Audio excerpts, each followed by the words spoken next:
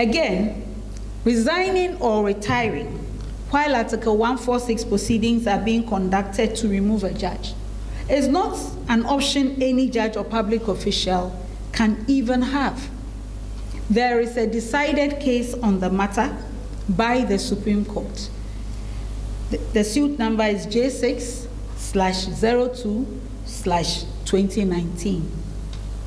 Again, no one has the authority to walk away from proceedings started by the state. Judgment can be entered against you because you failed to defend yourself. And a judge who resigns or retires would still lose all entitlements that they have worked for because they failed to defend the claims and resigned or retired while the proceedings were still going on.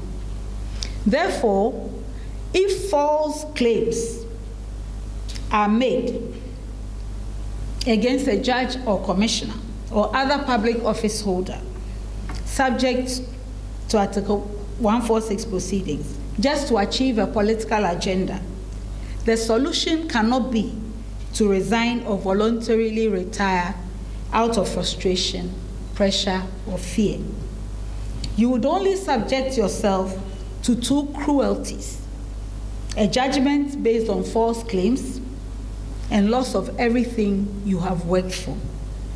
It may well be that the efforts being made are intended to frustrate me so that I resign, so that the architects of the scheme can go back into the media and say that the wild and unfounded allegations were not defended because they were true and I had no defense to them.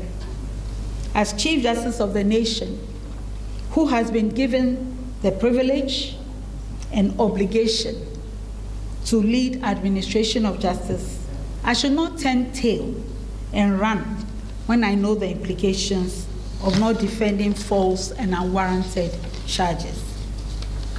If I resign under these circumstances, I will be saying that this flawed, unknown, and opaque process is acceptable.